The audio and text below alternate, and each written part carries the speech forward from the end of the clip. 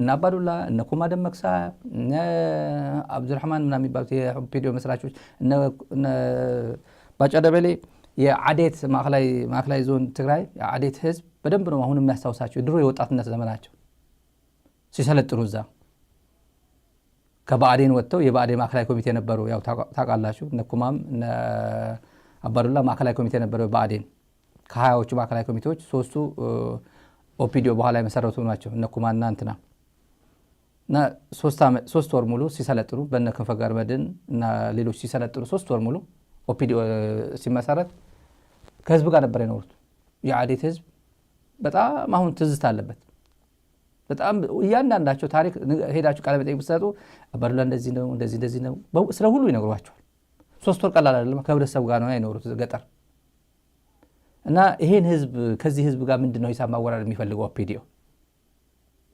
ኦፒዲዮ በዚህ ደረጃ እሱ ሳይበላ እሱ እንትን ሳይለብስ አብሮ ቂጣም ቆሎ እየቀለበ የታገለ የመጣ እነሱ ቴኬር ያደርጋቸው የመጣ ህዝብ ሂሳብ ማወራረድ አለብን ያወራረዱ እውነት ነው ግን በእነሱ አንደበት እንደዚህ ሲባል ደግሞ ከበድ ይላል ይሄን ምን ኦፒዲዮና ህወሓት ምንድናቸው ኦፒዲዮና የትግራይ ህዝብ ምንድናቸው ከመስራቹ ውስጥ ካባዱላ እናዳምጥ ኢትዮጵያ ውስጥ የተፈጠሩ ድርጅቶች ምንጫቸው አንድና ተመሳሳይ ነው የኢትዮጵያ ህዝቦች ጭቆና የፈጠራቸው ናቸው የኢትዮጵያ ህዝቦች በተለያየ መልኩ አሰቃቂ ብሔር ጭቆና ውስጥ ነበሩ የዲሞክራሲ መብት አልነበረም በተለያየ መልኩ የሚገለጽ የመሬት ባለቤትነት አልነበረም ጭሰኝነት ነበር ይሄንን በረጅም ጊዜ ሲታገሉት መተዋል የድርጅቶቹ ባህሪና አቋም ደግሞ እንደየ ተመሰረቱበት ዓላማ እየተለያየ እንደመጣ ቀደም ጠዋት ተገልጿል በተለይ ከህወሓት ምስረታ አኳያ አንድ ጠቃሚ እና አስፈላጊ ነገር መስሎ የሚሰማኝ ደርግ ኃያል በነበረበት ብዙዎቹ ድርጅቶች የጠባብ ይሁን የትምክህት ድርጅቶች ተጠራርገው በጠፉበት በከተማ ለመንቀሳቀስ የሞከረውም ኢህአፓ ያ ትልቅ ኃይሉ በተፈረካከሰበት በምስራቅ ኢትዮጵያ የተመሰረቱት እንደነ ኦነግና የሶማሌ የተለያዩ ድርጅቶችም በምስራቅ በኩል በነበረው ወረራ አማካይነት እና በደርግ አቅም ተጠራርገው ከሞላ ጎደል ወደ ስደተኛ ካምፕ በገቡበት በጓድ መለስ አጻጻፍ የጨለማው ዘመን ብሎ የገለጸው ያ የጨለማ ዘመን አልፎ በዛ የጨለማ ዘመን ውስጥ አንድ ጫፍ ላይ ዲሞክራሲያዊ ትግሉን ሊያቀጣጥልና ተሸክሞ ሊሄድ የሚችል ድርጅት መፈጠሩ ነው ያን የጨለማ ዘመን የተሻገረ ያን የጨለማ ዘመን ተሻግሮ እዛ ጫፍ ላይ ያ ድርጅት መኖሩ ህወሓት መኖሩ ለዛሬው የኢትዮጵያ አብዮት አንድ በር የከፈተ የዛሬውን ሁኔታ የፈጠረ ብሎ ማስቀመጥ ይቻላል እዚህ አካባቢ አንድ መረሳት ያሌለበት በኢህደንም ሆነ በኦህዴድ በህወሓት መጠናከርም መመስረትና መጠናከርም ትልቅ ድርሻ የተጫወተው የትግራይ ህዝብ ነው የትግራይ ህዝብ የማይነጥፍ ድጋፍ አድርጓል በሰራንባቸው በተንቀሳቀስንባቸው ድርጅት ለመመስረት ትግል ባደረግንባቸው በቆየንባቸው ሁሉ ካለው ቆርሶ አብልቷል የሞራል ድጋፍ አድርጓል እንድንጠናከር ድርጅት ሆነን እንድንወጣ አቅም እንዲኖረን ያላሰለሰ ድጋፍ ሰጥቷል ያላሰለሰ አሁን እውነታው ይሄ ነው ማጋነን የለበት ምናምን የለበት የህወሓት 40ኛ ዓመት ይመስለኛል ይሄ የ40ኛ ዓመት በዓል የአባዱላ የኦፒዲዮ መስራችና ሊቀመንበር የነበረው አባዱላ የሰጠው ምስክርነት ነው የቲፒኤልኤፍን እንቶና የትግራይ ህዝብን እንዴት ነው ዲስክራይብ አደረገ ካለው ቆርሶ አብልቶናል አጠጥቶናል አልብሶናል ከሁሉም በጣም ትልቅ ሚና የተጫወተው በኦፒዲዮና ኢህደን መስረታ ቆመን እንድንሄድ ያደረገን የትግራይ ህዝብ ነው ሲባል አሁን ኦፒዲኦ ለትግራይ ህዝብ ምንድነው ያደረገ ያለው አሁን ቀደም ብያሳየዋችሁ ህፃን ልጅ ታዳጊ እህታችን ማን ነው ያስለቀሳት ያለው? እቺ ልጅ በማን ነው ያለቀሰች ያለችው? እቺ ታዳጊ ማን ነው ያስለቀሳት ያለው? ኦህዴድ ነው። ይሄ ትንሽ ጠንከር ያለ ጉዳይ ይዘን መምጣት ስላለብን ነው። ለነገም ጥሩ ዶክመንት ስለሚሆነን ነው። ለማንኛውም ኦህዴድ የበኩሉን ትልቅ ስራ እየሰራ ነው። ትግራይን እውነቱ ነው። አንድ በጣም መሳሳት የሌለብን ጉዳይ አለ። ትግራይ በጊዜ ሂደት የመላሸቅ የሞራል የመሰበር እና ብዙ ጠላት ሰርስሮ የማስገባት የትግራይ ፖለቲካ ፓርቲዎችን በመደለል ገንዘብ ዛሬ ቀደም የነገርኳችሁ ሰውየው ይህን ያክል ሚሊዮን ለፖለቲካ ፓርቲ እያስገባ ያለ በግለሰብ ደረጃ ለፖለቲካ ፓርቲዎች እየሰጠ አፋቸው በፍጹም ድምፅ መሆን የማይችሉ ይባስ ብሎ የምዕራብ ትግራይ ተፈናቃዮች እንኳን መቀለ ሰላማዊ ሰልፍ የሚያደርጉ ወጣቶች ነበሩ። ዋና የሚባሉትን ሄዶ ወደ ወረደ መሬት ለአንደኛው መሬት ሰጠ። የሰማነው ያረጋገጥነው ጉዳይ ለአንደኛው መሬት ሰጠ። ሌሎቹ ደግሞ በገንዘብ በምናምን አፋቸው ዘጉ። ምዕራብ ትግራይ ተፈናቀልቲ ምናምን ሲል ነበር። አለቅላቂ ሁላ ሆዳም ሁላ የለም። አሁን ሰላማዊ ሰልፍ የሚወጣ የለም። ምክንያቱም ዋና የሚመሩትን አፋቸው አስያዟቸው እንደዚህ ያርጉ። ይሄ እና በጊዜ ሂደት ደግሞ ሰራዊቱ እንገባለን ጀነራሎችን የሆነ ገንዘብ እንትን እያደረግን በቃ ጦርነት ትግራይ ወይም ህወሓት ጦረኛ እንደሆነ የትዴፍ አዛዦች ጦረኛ እንደሆኑ በጦርነት ሁሉም ነገር በጦርነት እንደሚያምን አድርገን ሶሻል ሚዲያ ላይ በተለያየ እንደሚሰሩት ነው። ጦርነት ይቁም የሚሉት ልጆች መቀለ እያሰሩ የትግራይ ህዝብ ሞራል የሚሰሩ አለ። የትግራይ እናቶች እያለቀሱ ምናምን እያቀናበሩ እንትን የሚያደርጉት አለ። ከዛ በኋላ በቃ እኛ ጦርነት አንፈልግም ይላል። መሀል ከተማ ተቀምጦ ልክ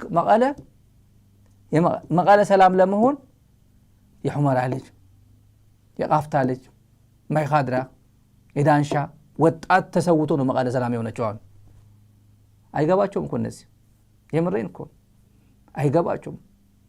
እናታቸው ወላጆቻቸው አባታቸውን ዳስ ውስጥ አይዲፒ ካምፕስ ትተው ወደ ትዴፍ የተቀላቀሉ ያልተመለሱ መርዶ ሰርቲፊኬት ብቻ ነው የመጣው ወደ ቤተሰብ። የነዚህ ወላጆች ወይ ተፈናቅለው ልጆቻቸውን አቅፈው አልያዙ ወይ ልጆቻቸው መስዋዕትነት ወደ ቤታቸው አልመለሰ፣ ባዶ አስቀራቸው። ጌታቸው ሄዶ ለምን ብሎ ነው እዚህ የሚመለሱት ይላል። ምዕራብ ትግራይ ሄዶ ምዕራብ ትግራይ የጌታቸው ጉዳይ ችግር የለውም። እኛ እንዲሁ ታሪክ ይወቅሰናል እያልን ዝም ብለን እንዲህ አድርገን የያዝነው ብዙ መረጃ አለን፣ ብዙ ማስረጃ አለን። እንዲህ ይሄ ፖለቲካ እኮ ያልፋል፣ ይሄ ጊዜ ያልፋል እኮ እያልን እንዲህ ጨብጠ ነው ይሄ ይውጣ አይውጣ እያልክ እንደዚህ የተጨነቅን የምናደርጋቸው ብዙ ጉዳዮች አሉ እጃችን ላይ። በጣም ከባድ ጉዳዮች አሉ እዚህ ላይ። ይሄን አንድ ጉዳይ ይሄን ኮንሲደር እናድርግና ብልጽግና የሚያስበው ትግራይ ምናልባት ህወሓትና ሻዕቢያ ተባብረው እኔን ሻዕቢያ ብመታውም ህወሓት ይመጣብኛል፣ ህወሓት ብመታውም ሻዕቢያ ይመጣብኛል የሚለው ነገር ስጋት ስላለበት አሁን ምንድነው እያደረገ ያለው? ትግራይ መጀመሪያ ማጥፋት አለብኝ፣ ፖለቲካውን መግደል አለብኝ፣ ሰራዊቱን ሞራሉ ምናምን መበታተን አለብኝ። ከዛ በኋላ እዚህ ጋር ትምጡብኝ፣ እኔ ምን አገባኝ፣ እኔ እዚህ አካባቢ ምን አገባኝ የሚል ትውልድ ከትግራይ እንዲመጣ፣ ምክንያቱም እዚህ ኦልሬዲ እጁን እንዲሰጥ አድርገዋለሁ ብሎ ነው የሚያስበው። በኤርትራ በኩል ደግሞ መንቃት መቻል አለበት። የትግራይ መዳከም ማለት የኤርትራ መሞቻ መሆኑን ማወቅ መቻል አለበት። የትግራይ መሞት ማለት ኦፒዲዮ ትግራይን ገደለ ማለት ነገ ጠዋት የሚሰለቀጥ ኤርትራ እንዳለች ማወቅ መቻል አለበት። መሰልቀጥ ነው የሚፈልገው፣ መዋጥ ነው የሚፈልገው። ለዚህ ነው ትላንት ሉዓላዊነት ምናምን ብሎ ነገር የለም እንዳለ ሲሳይ አጌና ሉዓላዊነት ምናምን ብሎ ነገር የለም። ትግራይም የህልውና ጉዳይ ገጥሟቸዋል። አድምጡኝ፣ ስሙኝ። ኤርትራም የህልውና ጉዳይ ገጥሟቸዋል። 2 ሚሊዮን ናችሁ፣ እኛ 200 ሚሊዮን ነን። በቃ ማንም የሚያስቆመን አካል የለም እየተባለ ያለው በዩኤን በዓለም አቀፍ ህግ ሪኮግናይዝ የተደረገ እንደ ኢትዮጵያና ኤርትራ በዓለም ህግ የታወቀ ድንበር ያለው አፍሪካው ሀገር የለም። በድንበሩ እንዲሁ ሪኮግናይዝ የተደረገ ድንበር ያለው አፍሪካው ሀገር የለም። በታሪክ አጋጣሚ በኢትዮ ኤርትራ ጦርነት ምክንያት ዲማርኬት የተደረገ ያለቀ ጉዳይ ነው። ወያኔ ነው ያደረገን 60 ዓመት ነው ግብጽ ነች ምናምን ነች የሚለው አዲሱ ትርክት ለማዋጥ የሚፈለግ ነው። ስለዚህ ይህን መንቃት መቻል የትግራይና የኤርትራ በተለይ አክቲቭሊ ወታደራዊ ፖለቲካሊ መስራት የሚችሉ አቅሙ ያላቸው አሁን ያበሰሉባቸው ያለው አዲስ አበባ ሆኖ ኦፒዲዮ ኩክ የሚያደርገውን በአግባቡ መተንተን በአግባቡ መገንዘብ መቻል አለባቸው። የትኛውም የዓለም ህግ የትኛውም የአፍሪካ ህግ የሚያግዳቸው ነገር የለም ለህልውናቸው እስከሆነ ድረስ።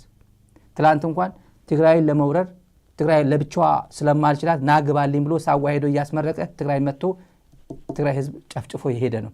ሻዕቢያ መጥቶ ትግራይ እንዲጨፈጭፍ የፈቀደ ነው። ሉዓላዊነት የሚባል የኢትዮጵያ መንግስት ማውራት አይችልም። ሞራል የለውም፣ ለመናገር ሞራል የለውም። ህግም አይፈቅድለትም። ትላንት አድርጎታል፣ ፌዴራል አድርጎታል። ለህልውናዬ ህግ ማስከበር ሚሳኤል ወርወሮ እኮ እያለ ዓለም ያደናገር አድርጎታል። ትግራይም በማንኛውም ከማንኛውም ኃይል ጋር ለህልውናዋ ስትል ማድረግ ያለባትን ማድረግ አለባት። እኔ ምናገር ሂስቶሪክ የሆነ ንግግር ነው። ሂስቶሪክ ይህን መዋጥ ያለበት አካል መዋጥ ካለበት በኤርትራ በኩልም ትግራይን የማገዝ ትግራይን ሰፖርት የማድረግ ትግራይ ላይ ያለው ፖለቲካል ይሄ ምን አባ ኢትዮጵያ እኮ ባንዳነት እኮ ነው ይላል። ባንዳነት ለአብይ ጠይቀው ባንዳነት ትርጉሙ ጀግና ኤርትራ ሰራዊትና ምናምን ለመሐመድ ተሰማ ጠይቀው ባንዳነት ምን ማለት እንደሆነ። የትግራይ ህዝብ ግን ምዕራብ ትግራይ ሄዶ ማንም በዚህ ከትግራይ ሹልክ እያለ ሄደ ምድረ ባንዳ በእነሱ ምድረ ቂመኛ የትግራይ ህዝብ ላይ በኦህዴድ ላኪነት ሂሳብ እያወራሉ ነው ያሉት። መጨረሻ ላይ ትግራይ ኮሩቅ እኔ ጋር ካልመጣ በስተቀር የሚለው በትግራይ እኔ ጋር ካልመጣ በስተቀር ምን አደርጋለሁ በኤርትራ በኩል በየተራ ሰኞና ማክሰኞ ነው ቀናቸው ይውጣቸው፣ በየተራ ነው የሚወጣቸው። ይሄን ሪኮርድ ይደረግልን። ለዚህ ማሳያ አንድ ጉዳይ አለ። ብርሃኑ ጁላ ትላንትና 3 ነገር እንፈልጋለን አለ። 3 ነገር የማይፈልግ ነገር 6 ነገር ብታደርገው መልካም ነበር። ጠፈር መሄድ እንፈልጋለን ብትለውም መልካም ነበር። ሰላም እንፈልጋለን። ሰላም በብልጽግና አይገኝም። አንድ ነገር ልማት እንፈልጋለን አለ። ልማትም በብልጽግና አይገኝም። ልማት በየትኛው ነው? የኢንፍራስትራክቸር ዲቨሎፕመንት ነው? የሂውማን ዲቨሎፕመንት ነው? ኢትዮጵያ በሂውማን ዲቨሎፕመንትም በኢንፍራስትራክቸር ዲቨሎፕመንትም ዜሮ ነች በብልጽግና ዘመን። አንዱም አላሳካችው። የትኛውን ያሳካችው? እስቲ የሂውማን ዲቨሎፕመንት ኢንዴክስ ይታየ ኢትዮጵያ። አብይ አቆም ይሄን የሂውማን ዲቨሎፕመንት ኢንዴክስ ኢሲኤ ሪፖርት ላኩልኝ በላቸው። ኢሲኤዎችን የት ነው ያለችው የኢትዮጵያ? ኢኮኖሚስት አይደል እንዴ ብርሃኑ ነጋ አምጣ በለው። በኢንፍራስትራክቸር የትኛው ኢንፍራስትራክቸር ነው አብይ አህመድ መጥቶ የገነባው? ቴሌን ነው የሸጠው። አጼ ምኒልክ ጀምሮ የመጣ ቴሌ ነው። 1 ቢሊዮን የአሜሪካን ዶላር ለማን ነው የሚባለው? የደቡብ አፍሪካና የአሜሪካን ያንተን ካምፓኒው ለነሱ ነው የሸጠላቸው 1 ቢሊዮን። ከዛ ምንድነው ያደረገበት? መንገድ ገነባበት፣ ቴሌኮም አስፋፋበት፣ መብራት አስፋፋበት። አላስፋፋም። ወደ ሌላ ጉዳይ ነው። ወደ ድሮን ነው የገዛበት፣ ወደ ታንክ ነው የገዛበት፣ ጥይት ነው የገዛበት። ስለዚህ ሰላምም በብልጽግና የለም፣ ልማትም በብልጽግና የለም፣ ባህር በርም በብልጽግና አይኖርም። ዝም ብዬ አይደለም የምናገረው፣ ስለማታረጉት ነው። አንደኛ የሚያደርግ ዝገብር ሲያ ነዲዮ ይነግር የሚባል ተረት አለ። የሚያደርግ አክሽን የሚወስድ የተግባር ሰው እናቱን ጭምር አይናገርም። እንደዚህ እኮ ላደርግ ነው ማዬ ማለት የምትታመን ማለት ነው።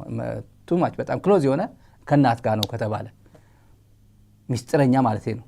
ሚስጥረኛ ከሆነ ስታደርግ ነው እንጂ እንዲህ እኮ ላደርግ ነው እያልክ እምቡር አትልም። 12 ቀን ይፎክራል፣ ፊልድ ማርሻሉ ይፎክራል፣ ቀይ መስመር ናቸው ምናምን እያለ እንትናም አብይም ይፎክራል። ማን ይፎክራል? ሌላ ሚዲያው ይፎክራል። ሚሊተሪ ለብሶም በቃ ልንገባ እኮ ነው እዛ ልንሳዋ እኮ ነው የሚላለ። የሱ ጉዳይ አለን ጠንከር ብለን ለኛው ጦረኝነት ማለት ነው። ከዛ ምን እያለ ነው? ምን እያደረገ ነው? ተባላችኋል። ሌሎች ሚዲያዎች እኔ እዚህ ላይ የለም ማስረጃ ከየት እንደሚመጡ የብልጽግና ልጆች አሉ። ከፋና ቴሌቪዥን ወጥቶ አንድ ጥሩ ድምጽ ያለው ልጅ ነበር፣ ስሙ አላውቀውም። አሁን የሆነ ሚዲያ ላይ ወጥቶ ከፋና በብልጽግና ነው በጣም ከፍተኛ ተከፋይ ነው። አያውቁም ይሆናል፣ የፋና ጓደኞቹ አያውቁም ይሆናል። የሆነ ሚዲያ ተቀጥሮ ስሰማ ወደ 600,000 ምናምን ነው ብልጽግና የሚከፍለው። የሻዕቢያ ወታደር እንደዚህ ሆነ፣ ጦረኝነት እንደዚህ፣ ጦር መሳሪያ እንደዚህ አስጠጋች፣ ሚሳኤሏ እንደዚህ አስጠጋች ምናምን ብሎ የሚውል ልጅ አለ። ከፈለጋችሁ ማለት ነው። በዛ አካባቢ በሳተላይት አይቶት ነው፣ በጎግል ኤርዝ ምናምን አይቶት ነው። እኔ የማውቀው ነገር የለም። ግን እንደዛ ይላሉ። እኛ ይሄን ፈልጋለን ከዛ ይሄን ፈልጋለን ስትል መጣለሁ። ስለዚህ ጉዳይ እነዚህ እነማን ናቸው የሚለውን መጣበታለሁ። ኢንትረስቲንግ የሆነ ጉዳይ አለ። ቀጥሎ የንቀታቸው ደረጃ ህዝብ እዚሁ ዝም ብሎ ደርቆ የሚቀር ህብረተሰብ የለም። እውነት ነው። የኢትዮጵያ ህዝብም ብሎ ኢትዮጵያ ትፈለፍላለች፣ ችግር የለባትም። ለዛ እኮ ነው መከላከያ ችግር የለበት፣ ዝም ብሎ ወታደር የሚፈለፈለው። ለዛ እኮ ነው። አሁን 130 ሚሊዮን ነን። ከ20 ዓመታት በኋላ 200 ሚሊዮን ምን ሆናለን? ኤርትራ 2 ሚሊዮን ነች፣ ከ20 ዓመት በኋላም 2 ሚሊዮን ነች። ለዛ ይባላል እንዴ? ነውር እኮ ነው ይሄ። ከዚህ በፊት ጠቅላይ ሚኒስትሩ እንጆይ ያደርጉታል፣ ድህነታቸውን እንጆይ ያደርጉታል የሚል ትራሽ የሆነ ከአንድ ሀገር ጠቅላይ ሚኒስትር ትላንት እዚህ ዶክመንት ላይ ለዛራ ሚዲያ የላኩት ዶክመንት እዛ ላይ ትንሽ ነካክተነው ነበር። እንዲህ ህዝብ እንደ ህዝብ ሄት ስፒች ነው ይሄ። ሄት ስፒች መወገዝ መቻል አለበት ከሀገር መሪ፣ ለዛውም ከኖቤል ፒስ ፕራይዝ አሸናፊ፣ ፕራይዝ አሸነፈ፣ እንደዚህ ሽልማት አሸነፈ ሰው እንደዚህ ጥላቻ ንግግር አይናገርም ብሏል። አሁን ደግሞ ከ20 ዓመት በኋላ 200 እንሞላለን። 200 በ2 ሚሊዮን መዘጋት የለበት። 2 ሚሊዮን አብይ የራሱን ህዝብ ቆጠራ አድርጎ አያውቅም። የኢትዮጵያ ህዝብ ቆጠራ ከተቆጠረ ስንት ዓመት ነው? አሁን ስንት ነን? 2000 ስንት ነን? በአበሻ በኢትዮጵያ 2018 አይደል እንዴ? አይደል? ተምታታብን 2018 1999 ነው ምናምን ነው ቆጠራ የተካሄደው ካልተሳሳትኩኝ። ከሚሊዮን በፊት ከኢትዮጵያ ሚሊዮን በፊት ነው ቆጠራ የተካሄደው። ስንት ዓመት ነው? 2 ቆጠራ አልፎታል። ለዛም ያኔም ተራዝሞ ነበር። ያኔ 87 የተደረገው ከዛ 97 መደረግ ነበረበት፣ ምርጫ ሆነ፣ ከዛ ተራዘመ። 99 ነው የተደረገው። 20 ዓመት ሙሉ ኢትዮጵያ ቆጠራ አላረገችም። እና በግምት ነው ስንት ይሆናል የዓለም ፖፑሌሽን እንትን የኤፍፒ መሰለኝ ከዛ እንትን ያደርጓል። ፖፑሌሽን እንደዚህ ይሆናል ካልኩሌት ያደርጓል፣ እንደዚህ ይሆናል ይላል። አሁን አማራ ክልል በሰፊው የወሊድ እንትን የመውለድ እንትን በጣም ቀንሷል። በሰፊው አማራ ክልል የሆነ ዳታ እያየው ነበር ሰሞኑ። በጣም ከፍተኛ የሆነ እየቀነሰ ነው ማለት ጦርነቱ ሊሆን ይችላል በሆነ ነገር ዊነበር ነው ምን ሊሆን እንደሚችል አናውቅም። ይሄ 200 ላሰማ አብረን እንስማው። ፕሮፓጋንዳ ስትሰራ ተመልከቱ። ይኸው ነጮቹ እነዚህ ሚሊተሪ አታሼ ናቸው ከኤምባሲ የመጡ ወደ ኤንዲኤፍ የመከላከያ ቀን የመጡ ነጮች ያጨበጭባሉ። ይሄ ምን ሰምቶ ነው? እንዴት ይዘጋል ሲል ኤርትራ ናውረር ብሎ ነው።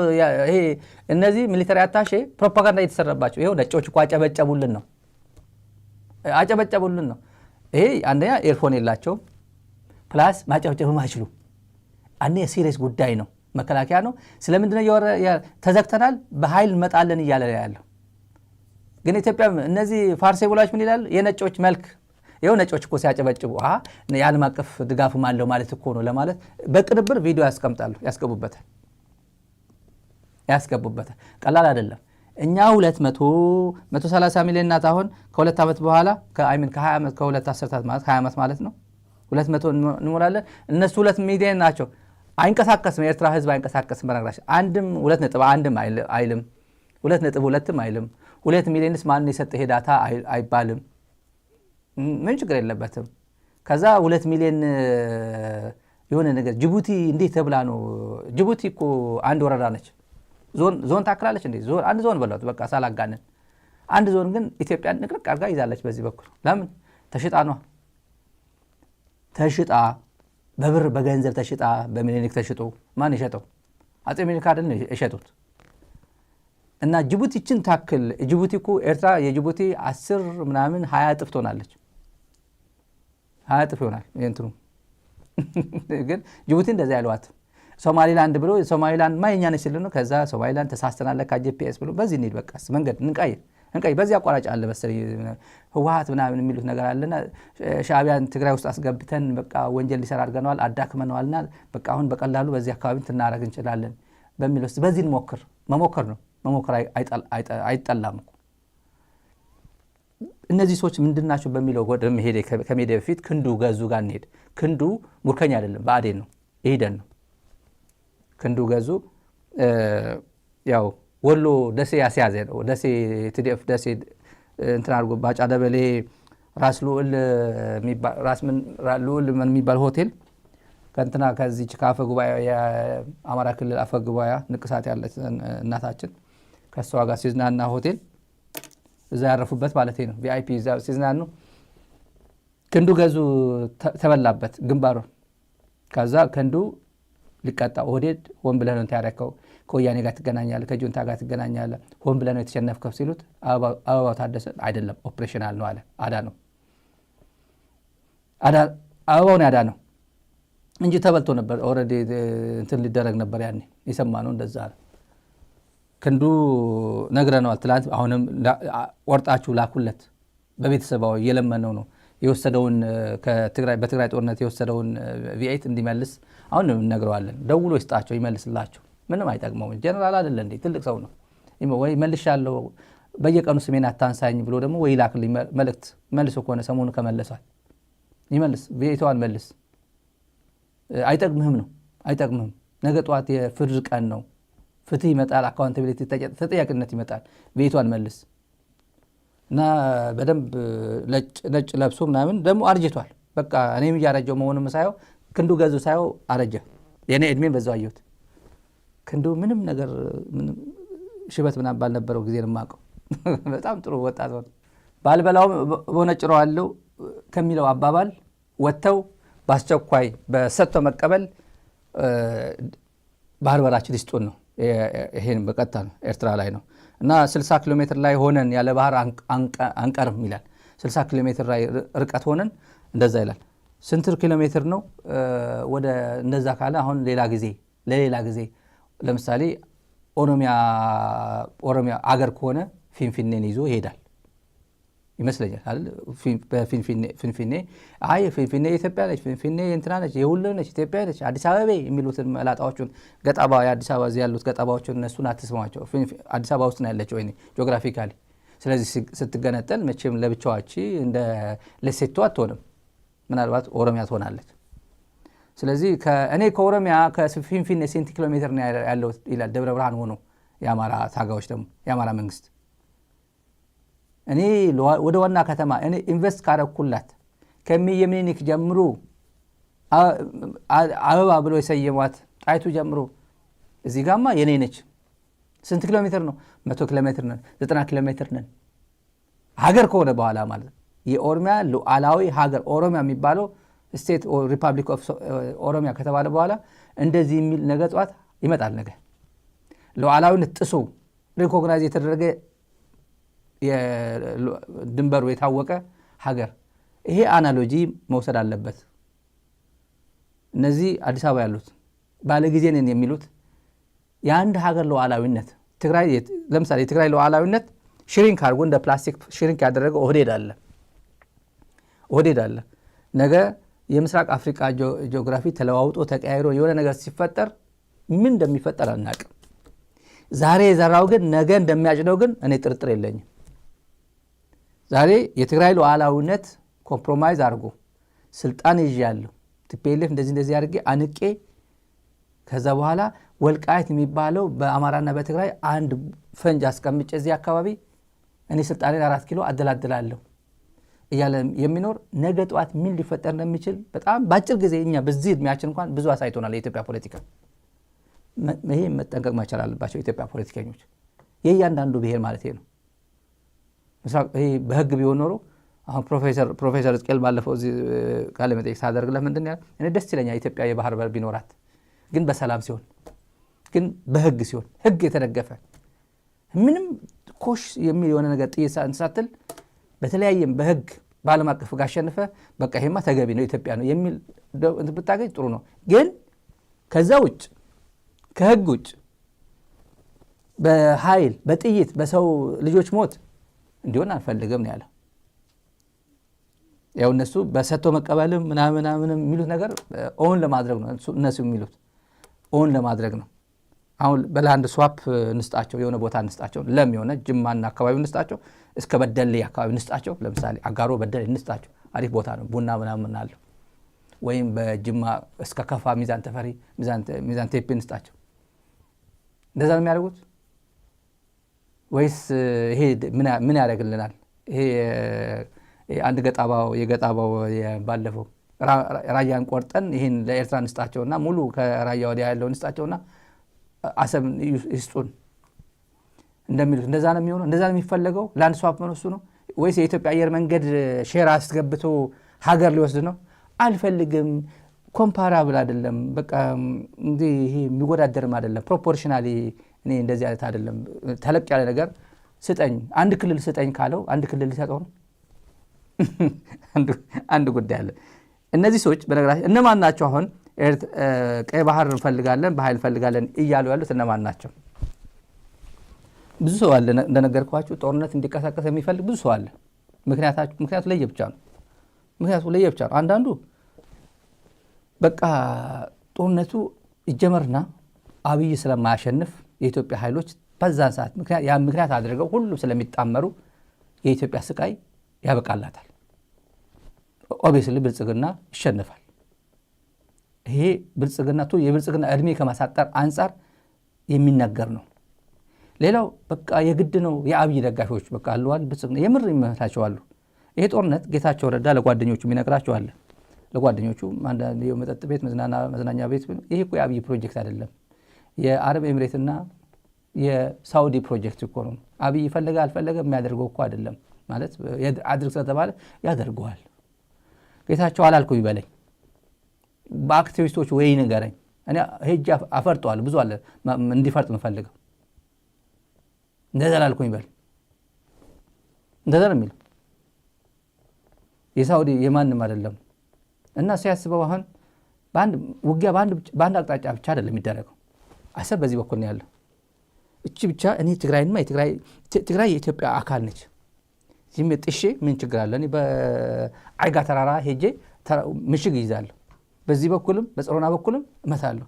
በዚህ በኩል አቋራጭ እኮ ራማ እኮ በዚህ በናገርግሽ ምናምን አንድ ኋላ መግባት ይችላለሁ ብሎ በደንብ አድርጎ በባድመ ምናምን ማድረግ ይችላለሁ። ይሄ የኢትዮጵያ አካል ነው፣ መብቴ እኮ ነው ብሎ በዚህ በኩል ይገባል። ብልጽግና በየት በኩል የኢትዮጵያ ሰራዊት ይሄ ምልምሉ ይሄ 2 ሜትር ወደ ላይ እየዘለለ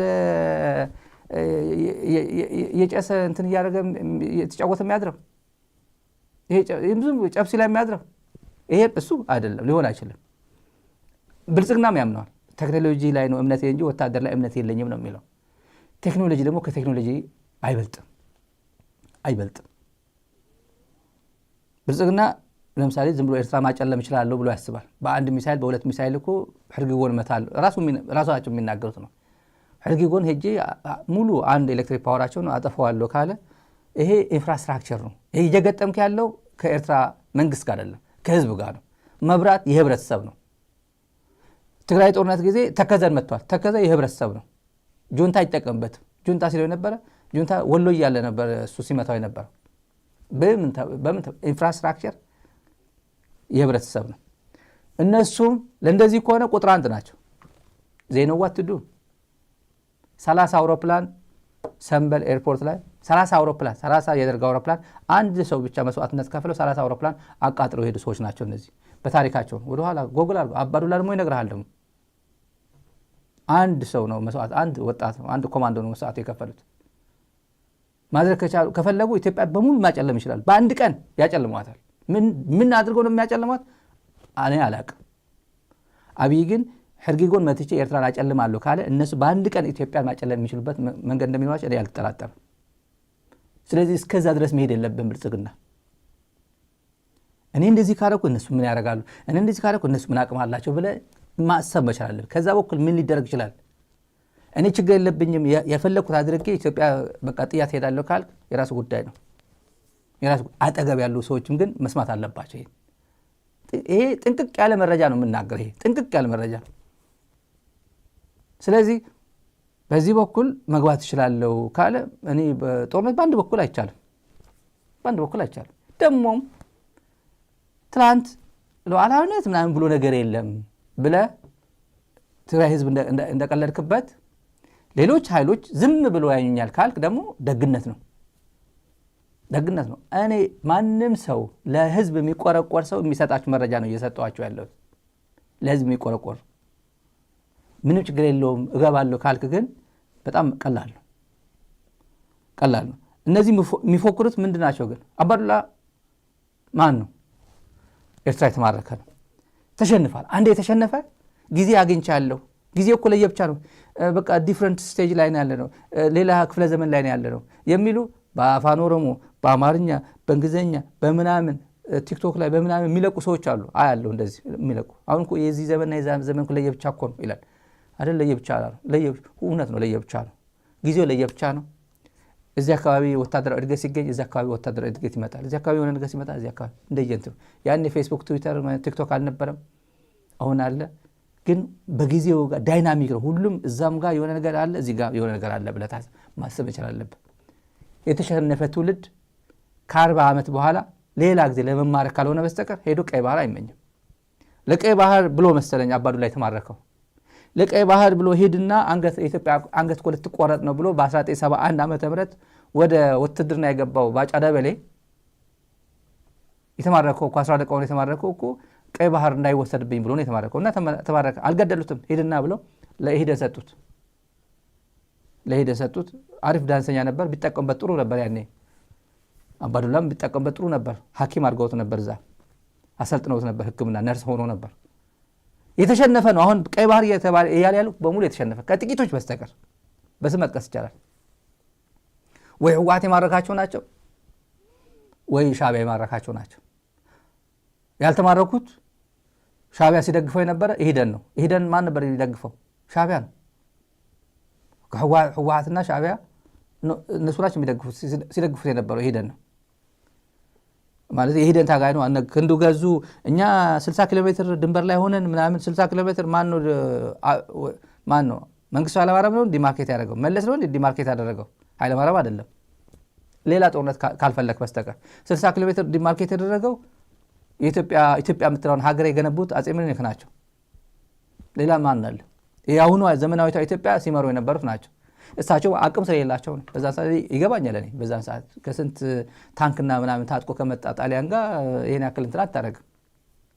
በጣም ብዙ አጣዳፊ ነገሮች፣ አስገዳጅ ነገሮች ገጥሟቸው ነው እንጂ ሉዓላዊነታቸውን አሳልፈው ይሰጣሉ የሚል እምነትም የለም። ግን ቢያንስ ከዚህ 60 ኪሎ ሜትር ከባህር መራቅ አለበት የተባሉት እሳቸው ናቸው። ምን ተፈጥሮ አሁን ለየት ያለ ጉልበት ኢትዮጵያ አግኝታ በታሪኳ እንደ ዘንድሮ ተዋርዳ አታውቅም። ኢትዮጵያ እንደ ሀገር ማስል የላትም፣ ጥንካሬ የላትም። ያላት ይመስለዋል ሚዲያ ላይ ቡሩምቡር ሲና ልብሳቸው አሳምረው ሲመጡ ምናምን። እሱ አይደለም የድሮ ኢትዮጵያ የለም። ትግራይ የለበት ሰራዊት ነው፣ አማራ የለበት ሰራዊት ነው፣ ኦሮሞ ያለበት ይላል። ኦሮሞ እየተዋጋ ነው፣ ኦላ ጋር ነው ያለው። ትክክለኛ የኦሮሞ ህዝብ ኮዝ አለኝ ብሎ የሚያምነው እዛ ጋር ነው ያለው። ይሄ ፋርሴ ቡላ ነው። ፋርሴ ቡላ ዝም ብሎ ይሄ እኮ ያንተ መንግስት ነው፣ ሞቱማ መንግስቱ የሞቱማ ኦሮሞ እኮ ነው ተብሎ ተሸውዶ የመጣ ካልሆነ በስተቀር ትክክለኛ የኦሮሞ ኮዝ አለኝ ብሎ የሚዋጋ ጃልመሮ ጋር ነው ያለው። አንድ ጉዳይ አለን። ይሄን ኤርትራን ትግራይን ተበቅለናል፣ ኤርትራን እንደግማለን የሚሉት ከዚህ ተነስተው ነው። በህወሓት የተማረኩ በኤርትራ ጦር የተማረኩ አሁን ጊዜ ያገኘን ብለው ተፍ የሚሉ አካላትን ለማለት ያክል ነው። እነዚህ መማር መቻል አለባቸው። ሁለተኛ መማረክ ጥሩ አይደለም። ለዛም በአንድ ሀገር ለዛም በአንድ ከውዝ ቀይ ባህር በሚለው ሁለቴ ልትማረክ አይገባም። ሌላ ተመልካቾች ወደነ የኦህዴድ ከፍተኛ ባለስልጣናት ዛሬ እና ትናንት የተላለፈው ንግግራቸው የሶስቱ ንግግር አዘጋጅቻለሁ። የሶስቱም የጁነዲን፣ የአባዱላ፣ የኩማ። ከዛ አስቀድመን የድሮን ጥቃት ተፈጽሟል። ዛሬ አማራ ክልል ከባድ የተፈጸመው ፋኖ ላይ አይደለም፣ ህዝቡ ላይ አይደለም፣ ተቋም ላይ አይደለም፣ ሙርኮኞች ላይ ነው። ትናንት ማህበራዊ ሚዲያ ላይ አይተናቸው ነበር። በጣም የሚያሳዝን ነው። የሚያሳዝን እነዚህ ልጆች ይሄ የተቃጠለ እሳት ይታያቸዋል። እዛ ማዶ ድንጋይ የሚመስል የሆነ ነገሮች ይታያል። እሱ ወንድሞቻችን እዛ የወደቁ ናቸው። የአማራ ልጆች ናቸው። እነዚህ የወደቁ ናቸው። እነዚህ ናቸው ተመልካቾች፣ እነዚህ ናቸው። እነዚህ ሳይማረኩ በድሮ ሳይገደሉ ነው። ልክ እንደተማረኩ ሲወስዷቸው ፋኖች ሲወስዷቸው ነው። ፋኖች ሲወስዷቸው ነው። ልክ ማርከው የጥቅምት 14 ያው ትላንት ነው የተማረኩት ባህር ዳር ዙሪያ ደህና ማርያም የሚባል ልዩ ስፍራ ነውና በፋኖ የተማረኩ ናቸው። በፋኖ የተማርከው። ከዛ ዛሬ ጧት የሮቢት ቀበሌ የሚባል እዛው ደህና ማርያም የሚባለው ሮቢት ቀበሌ 5:45 ወደ ምሳ ሰዓት አካባቢ ዛሬ መገንጠያው ይሄ ሮቢት ቀበሌ መገንጠያ አካባቢ ድሮን መጥቶ አንድም ሳያስተርፍ በሙሉ ጨረሳቸው። አንድም ያው ሸፍነነዋል ምን ማድረግ ስለማይቻል አካባቢው በድሮን የወደቀበት እሳት ቃጠሎ ምናምን ጭስ ይታያቸዋል ማዶ ላይ በሙሉ አንድም ሙርከኛ ሳያስተርፍ ጨረሳቸው።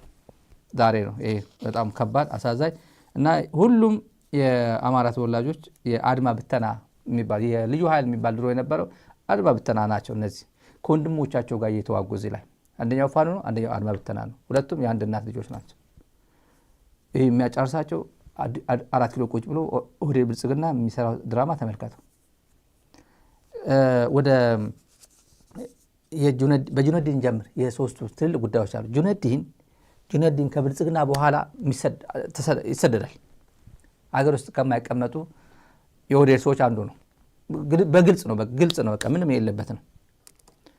አንዴ ተጠቃሚ ይመስለኛል። እውነት ነው። የአለማየሁ ማን ነው የሚባለው መንገድ የሚገነባው የኮንስትራክሽን ሰውዬ ቢሊየነሩ ከሱ ነው ጨረታ የሚሰጠው። በአብይ አህመድ ትእዛዝ ነው።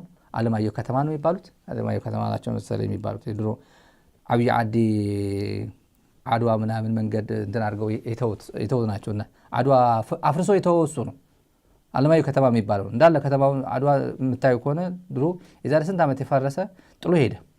አሁን ማን ይጠይቋል? በልቷል፣ ገንዘቡን ተቀብሏል። እና ጁነዲን ምን ይላል? ላነብላችሁና ድምፁ እናሰማችኋል። ተራ በጣም አጫጭር ናቸው።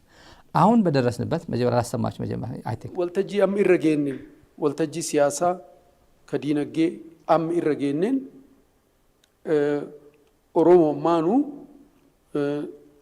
ነማ ዋጋፈተሙ ማለ ነማ ዋጋፈቱ ዳፍ ደሙ ሚቲ ቡርቃን አንጎ ብየተና ዴሜ አከጨራ ተኤ ነምን ዲዛይን ጎዱ ባቱሌ አከጨራ ተኤ ኡመት ኦሮሞ ሀርከ ሴኔ ጅራ ዋሳ ወጂን ሀል አማ ኢረጅሩ ፊ ወጋ ዲደማ ቦዳ ሀል ኢረጅሩ ሀዋስ ዲነግዴን ብየቲዳ ዋን ጅጅረሙፍ ጋፊን ኩን ኢትሞፉፍ ገሩ ጋፊን ሲያሳ ኢጆ ከተአን ቆመን ኦሮሞ ወጋ ዲባፍ ኢረቲ ወሪገሚ ቀብሳያ ቱሬሱን አኒ ፐርሰንቲ ሰገልተሚ ሰገል ቀብጢ ሰገል ዴቢኤ ጅራ ጀዴታያ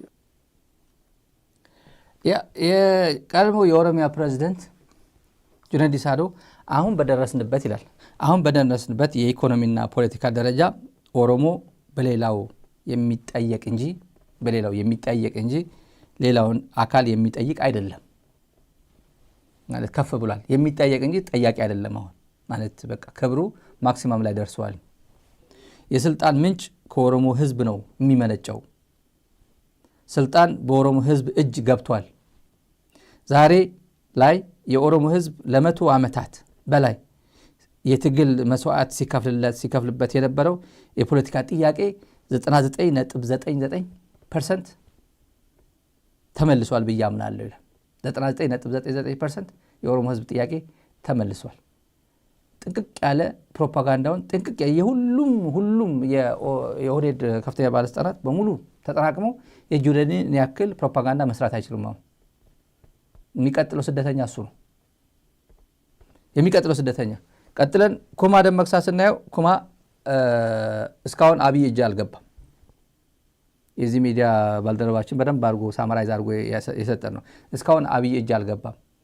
ባሌ ዋሻ ውስጥም በጣም ኮንትሮቨርሻል ንግግር ተናግሮ ያው አገሩ ተንቀጠቀጠ። አሁንም በፋና ቴሌቪዥን የመጣው ኩማ ብቻ እንዲመጣ ነው የተጋበዘው። ኩማ ብቻ ና ተናገር ሲባል እኔ ብቻ ለምንድን ነው የመጣው ሲል በቃ ኑ ተብሎ ጁነዲንም አባዱላም ነው ጆይን ያደረጉት። አብረው ሶስቱ ነው የመጡት። ብቻ የተፈለገው ኩማ እንዲናገር።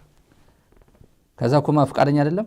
ያው ባለፈው እንዳልኳችሁ ወደ ባሌ ጎባም ሐሰን አሊ የቀድሞ የመጀመሪያው ይመስለኛል የኦሮሚያ ፕሬዝዳንት የነበረው ሐሰን አሊ እሱ አሜሪካን ያሉት መሰለኝ ሐሰን አሊ እና ወደ ባሌ ለዚህ ጉዳይ እንፈልጋለን አልመጣም ነው ያላቸው። ይሰማነው አልመጣም አሊ ጆይን አላደረገም። ግን ተጠይቆ ነበር ከአዲስ አበባ ና ተብሎ በአብይ አህመድ እንኩማ አሁንም ችግር ውስጥ እንዳለ በአብይ አህመድ እምነት እንደሌለው በዚህ ቃለ መጠይቁ በቀጥታም በተዘዋዋሪ አንጸባርቋል። የሰማነው የኦሮሞ ህዝብ ይላል የሚፈልገው የራሱን እድል በራሱ መወሰን ነው የሚፈልገው።